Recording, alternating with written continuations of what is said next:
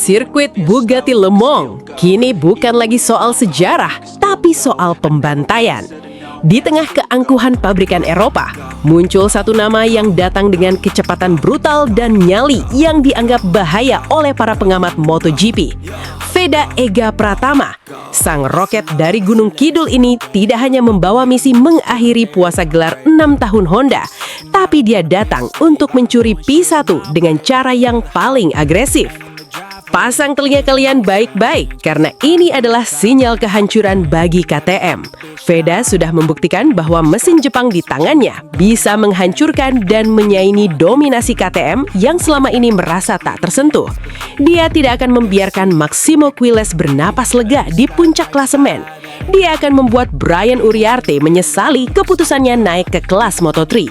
Dan dia siap membuat Adrian Fernandez serta Hakim Danish terlihat seperti penonton di lintasan sendiri. Wah, wah, wah! Tapi sebelum kita bahas lebih dalam, menurut kalian berapa banyak rider KTM yang bakal jadi korban late breaking Veda di tikungan Dunlop akhir pekan nanti? Dan apakah kalian setuju kalau Veda adalah satu-satunya pembalap yang sanggup bikin mekanik KTM keringat dingin saat ini? Simak informasi lengkapnya sebagai berikut. Sebelumnya, mohon subscribe channel ini dulu supaya gak ketinggalan info bola terbaru. Misi gila anak Indonesia akhiri kutukan 6 tahun Honda di Moto3 Prancis 2026. Bos dan mekanik KTM mulai panik, dunia balap Eropa mulai heboh. Dan siapkah kalian melihat sejarah baru tercipta akhir pekan ini? Simak hingga selesai. Le Mans bukan sekedar sirkuit.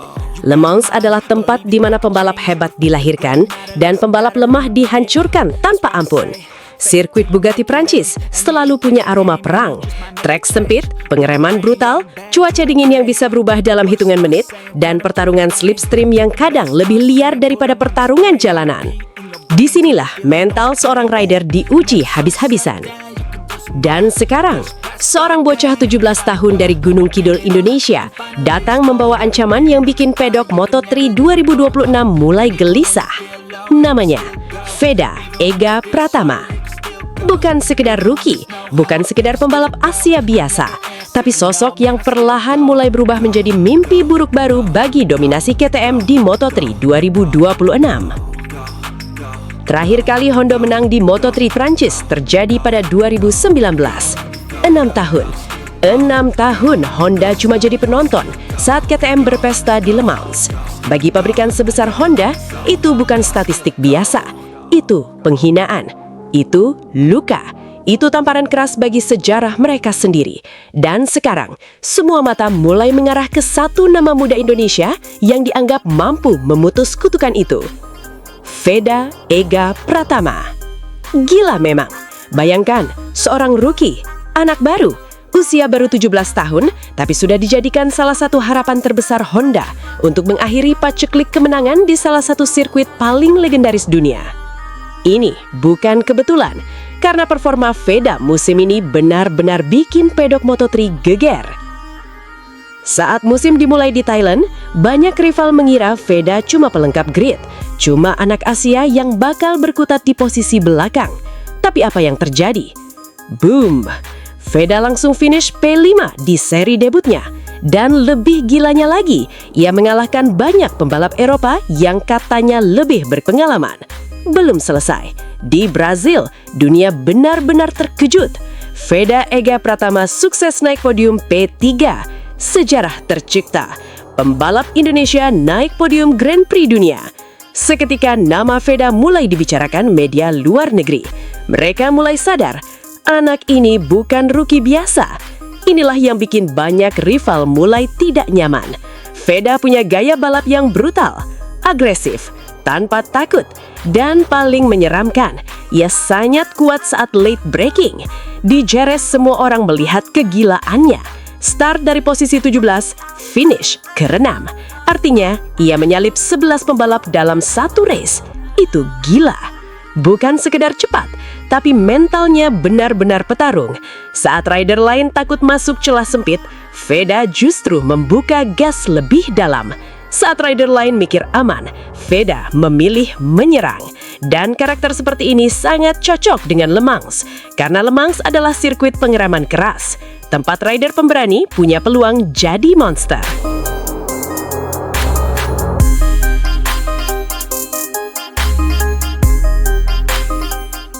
Nah, ini bagian yang bikin rival makin was-was. Cuaca Le Mans terkenal ngawur. Pagi cerah, siang hujan, sore dingin. Kadang lintasan berubah dalam beberapa menit. Dan tahukah kalian siapa yang paling diuntungkan? Pembalap Indonesia. Karena rider Indonesia terkenal sangat kuat di kondisi basah. Dan Veda termasuk salah satu yang paling nyaman saat trek licin. Kalau hujan turun, selesai sudah. Rival-rival KTM bisa mulai panik. Karena saat kondisi kacau, mental pembalap Asia biasanya justru keluar. Dan Veda punya insting balap liar yang sangat cocok untuk race chaos seperti Le Mans. Mari bicara jujur, musim ini KTM memang masih dominan. Maximo Quiles memimpin klasemen, Alvaro Carpe kuat, Brian Uriarte diilu-ilukan, Hakim Danis terus digembar-gemborkan. Tapi ada satu masalah besar. Mereka mulai sadar kalau Veda tidak takut pada nama besar. Sama sekali tidak takut. Dan itu berbahaya karena rookie paling menyeramkan adalah rookie yang tidak punya mental inferior. Sebelum musim dimulai, Brian Uriarte disebut-sebut calon rookie terbaik. Maklum, ia juara Red Bull Rookies Cup, didukung KTM, didukung tim besar, didukung Eropa. Tapi sekarang, lihat klasmen rookie. Veda 37 poin, Uriarte 28 poin, selisih 9 poin. Dan yang lebih pedas, Veda bahkan sempat DNF 2 kali. Bayangkan kalau tidak crash. Mungkin sekarang Veda sudah lebih dekat ke papan atas klasemen dunia. Ini yang bikin banyak fans Moto3 mulai heboh. Karena secara performa murni, Veda justru terlihat lebih eksplosif dibanding banyak rookie Eropa. Nama Hakim Danis memang ramai dibicarakan. Tapi fakta di lintasan tidak bisa bohong. Poin Veda 37, poin Hakim Danis 12, selisih 25 poin. 25, dan itu baru awal musim. Kalau performa seperti ini terus berlanjut, persaingan rookie bisa berubah jadi pembantaian poin. Fans Indonesia mulai percaya diri karena untuk pertama kalinya mereka melihat pembalap Indonesia benar-benar mampu bertarung, setara bahkan mengungguli banyak rider binaan Eropa.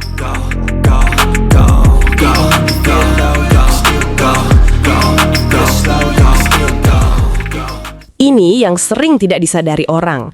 Veda berkembang sangat cepat memahami karakter rival. Ia sudah pernah melawan banyak rider ini sejak Rookies Cup dan Junior GP.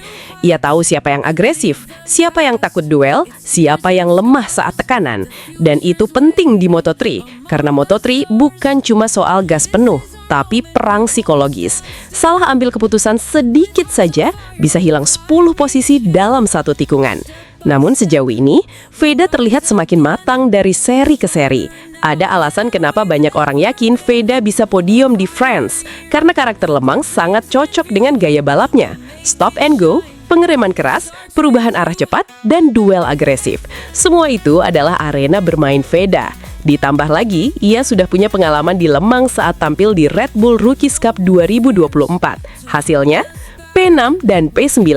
Artinya ia tidak datang buta. Ia sudah mengenal karakter trek, sudah tahu titik berbahaya, sudah tahu area overtake terbaik. Dan itu bisa jadi modal emas. Awalnya banyak yang mengira Honda Tim Asia hanya menjadikan Veda sebagai proyek jangka panjang. Tapi sekarang situasinya berubah karena Veda berkembang terlalu cepat. Ia bukan lagi sekedar pembalap pengembangan. Ia mulai berubah menjadi ancaman nyata. Dan jika benar-benar mampu podium lagi di Le Mans, bisa dipastikan seluruh padok Moto3 akan mulai memandangnya berbeda.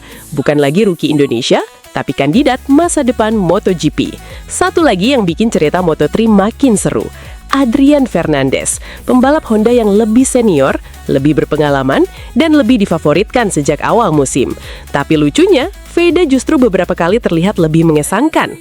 Thailand, Veda finish di depan Fernandez. Brazil, Veda podium, Fernandez tertinggal. Dan sekarang menuju Le Mans, pertarungan internal Honda mulai terasa panas, karena Veda perlahan mulai mengusik hierarki lama. Kalau Veda podium lagi, situasi Moto3 bisa benar-benar berubah. media Eropa akan makin heboh, fans Asia akan menggila, dan tekanan ke rival KTM akan semakin besar karena mereka sadar Honda akhirnya menemukan senjata baru. Dan yang paling gilanya lagi, senjata itu datang dari Indonesia. Yang paling menarik, narasi Veda sekarang bukan cuma tentang Indonesia, tapi tentang kejutan dunia. Tentang rookie yang datang tanpa banyak gembar-gembor, lalu perlahan menghancurkan ekspektasi orang-orang. Dan Le Mans bisa menjadi panggung perfect untuk ledakan berikutnya. Apakah Veda mampu mengakhiri kutukan 6 tahun Honda? Apakah rookie Indonesia ini akan kembali membuat Eropa terdiam? Atau justru rival-rival KTM yang akan kembali menguasai podium? Satu hal yang pasti, Moto3 France 2026 bukan lagi sekedar balapan biasa. Karena sekarang ada anak Indonesia yang datang membawa ancaman nyata di jantung balap Eropa.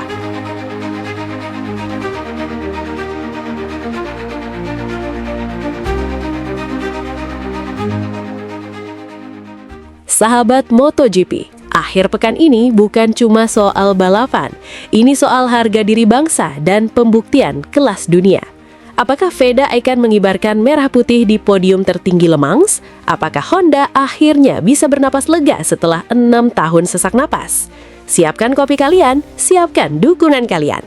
Jangan lupa pantengin terus aksi Veda Ega Pratama, nomor motor 9 di layar kaca. Kita kawal sampai jadi juara dunia. Bismillah, Rookie of the Year bukan cuma mimpi, tapi takdir yang sedang dijemput. Gimana menurut kalian? Apakah Veda bakal menang telak atau justru ada drama baru?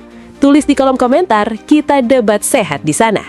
Sampai jumpa di ulasan pasca balapan Gaspol.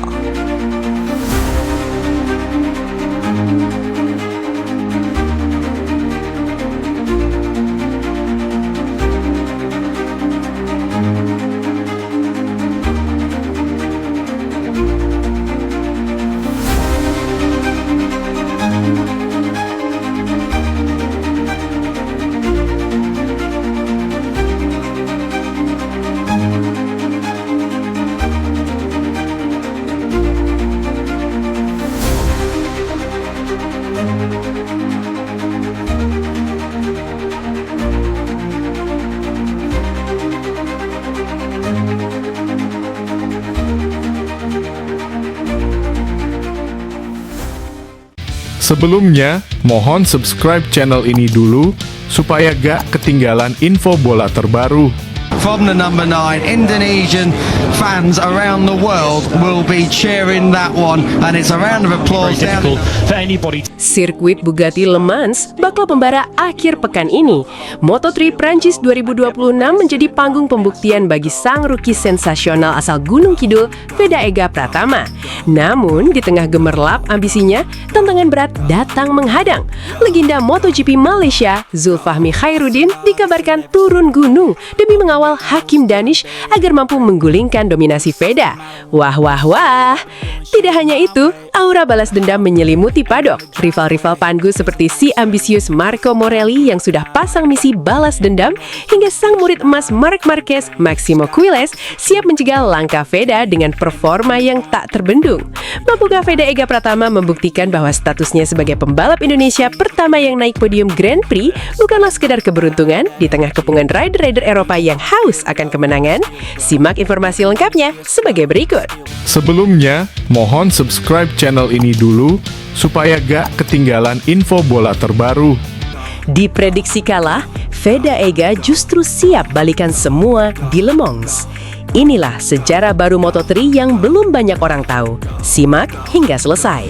Halo para penggila kecepatan, pecinta daru mesin, dan pendukung setia merah putih di seluruh dunia. Selamat datang di Paddock Update, tempat di mana gosip berubah jadi fakta dan fakta berubah jadi legenda.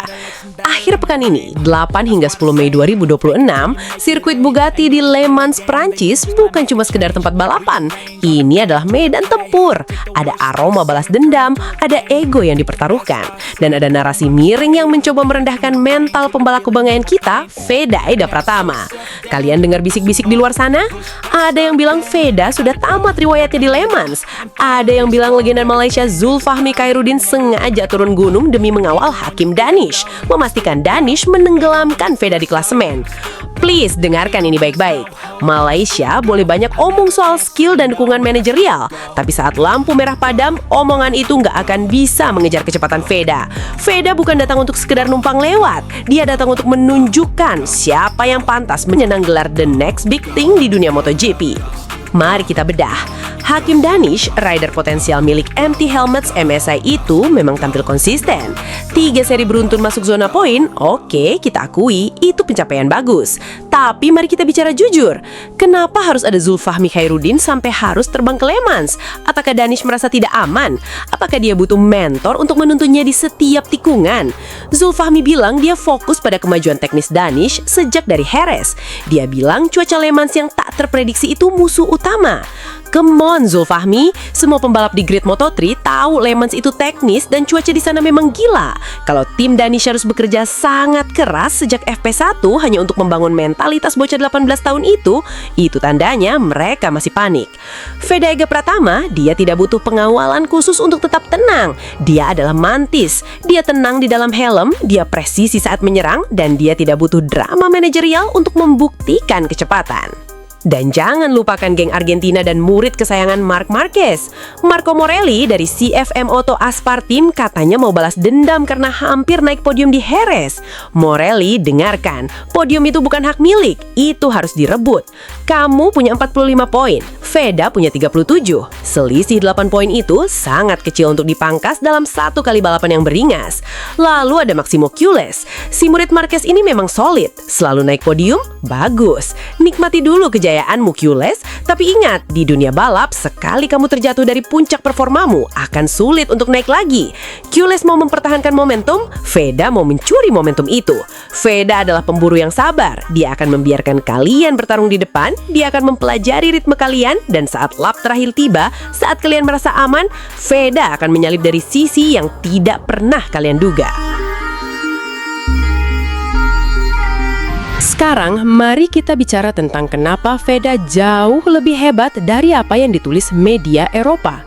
Dunia melihat Veda sebagai rookie sensasional, tapi mereka tidak melihat apa yang terjadi di Gunung Kidul. Veda bukan lahir dari akademi dengan fasilitas miliaran dolar. Ayahnya, Pak Sudarmono, hanya memberikan motor mini GP bekas. Bayangkan, pembalap yang kini ditakuti di Eropa itu dulunya mengasah teknik late braking bukan di aspal mulus, tapi di parkiran pasar sapi yang permukaannya tidak rata. Di sanalah Veda belajar soal keseimbangan, soal insting membaca lintasan, dan soal keberanian di titik pengereman yang ekstrim. Ketika Sky Sports Italia mengkonfirmasi rekrutmen Veda ke Honda Tim Asia, mereka tidak sedang membicarakan salah satu pembalap. Mereka sedang membicarakan sejarah. Veda adalah satu-satunya pembalap Asia yang direkrut musim 2026. Dia adalah Red Bull athlete, dan jangan lupa helmnya dirancang oleh Dave Designs, studio yang sama dengan Marc Marquez. Mantis di helm Veda itu bukan sekedar gambar, itu adalah filosofi, diam, menyelinap, dan mematikan. Ada berita menarik dari pengamat Henry Wibowo. Veda memutuskan menetap di Eropa selama musim 2026. Kenapa ini game changer? Karena dia tidak lagi punya hambatan adaptasi. Dia tidak perlu jet lag, dia tidak perlu membiasakan diri dengan cuaca. Veda sekarang berlatih di sirkuit Aspar Valencia, di lintasan yang sama dengan tempat Marc Marquez sering berlatih. Dia latihan fisik, dia latihan motocross untuk menjaga kepekaan motor, dia melatih mental di tengah kesendirian jauh dari keluarga. Ini adalah pengorbanan kelas dunia. Ingat, Veda punya modal pengalaman di Le Mans. Tahun 2024 di debut Rookies Cup-nya, dia finish di posisi 10 dan 7. Dia sudah tahu karakter sirkuit ini. Meskipun tahun 2025 dia harus absen karena cedera di Jerez, itu hanya membuat Veda lebih lapar. Dia punya utang yang harus dibayar di Le Mans, dan akhir pekan ini dia akan melunasi utang itu dengan bunga yang sangat besar. Jadwal sudah keluar. Jumat 8 Mei jam 14 WIB kita mulai dengan FP1. Sabtu, kualifikasi akan menentukan siapa yang pantas start di baris depan. Dan Minggu jam 16 WIB adalah waktunya pembuktian. Para rival, bersiaplah. Veda Ega Pratama bukan lagi pembalap yang bisa kalian remehkan. Dia datang membawa semangat Gunung Kidul, membawa ambisi bangsa, dan membawa kecepatan yang membuat kalian tertunduk malu di pedok. Buat kalian yang merasa Hakim Danish atau siapapun lebih baik dari Veda, siapkan mental. Minggu nanti kita akan lihat siapa yang tertawa di garis finish. Veda akan membungkam semua keraguan. Karena bagi Veda, Le Mans bukan hanya sekedar sirkuit, itu adalah panggung di mana dia akan memproklamirkan diri sebagai the next global superstar dari Indonesia. Tetap pantau, tetap dukung, dan jangan lupa gaspol terus. Sampai jumpa di Le Mans Indonesia. Hari pertama di Le Mans, dan semuanya langsung terasa berbeda. Angin dingin, aspal yang belum sepenuhnya bersahabat, dan satu hal yang pasti, tidak ada yang mau kalah. Di paddock Moto3 Prancis 2026, tim mulai bermain strategi. Ada yang fokus ke setup, ada yang mengejar waktu, ada juga yang mulai panik. Dan di tengah semua itu, Veda Ega Pratama tetap tenang.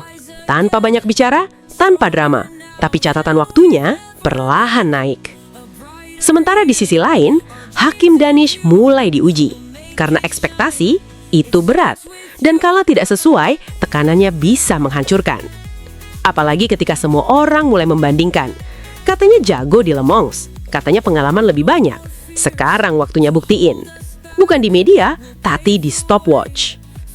Lalu muncul lagi ancaman nyata. Marco Morelli.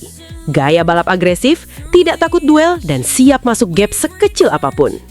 Dan jangan lupakan Maximo Quiles. Dia bukan cuma cepat, dia konsisten. Dan itu yang paling berbahaya di Moto3. Tapi, balapan ini bukan cuma soal siapa tercepat. Ini soal siapa paling berani ambil risiko, siapa paling dingin di tekanan, dan siapa yang gak takut jatuh. Dan disinilah Veda punya keunggulan. Dia datang dari nol, dari tekanan yang berbeda, dari mimpi yang lebih besar. Dia bukan balapan buat sekadar poin. Dia balapan buat buktiin kalau pembalap Indonesia bisa berdiri sejajar dengan dunia. Dan kalau rival-rivalnya masih menganggap dia rookie, itu kesalahan terbesar mereka. Karena saat lampu start padam nanti, tidak ada rookie, tidak ada senior. Yang ada cuma pembalap yang siap dan yang tidak. Dan satu hal yang pasti, kalau Veda ada di grup depan, balapan ini bakal chaos. Le Mans belum dimulai, tapi perang sudah terasa. Dan pertanyaan besarnya sekarang, siapa yang akan bertahan? Dan siapa yang akan tenggelam?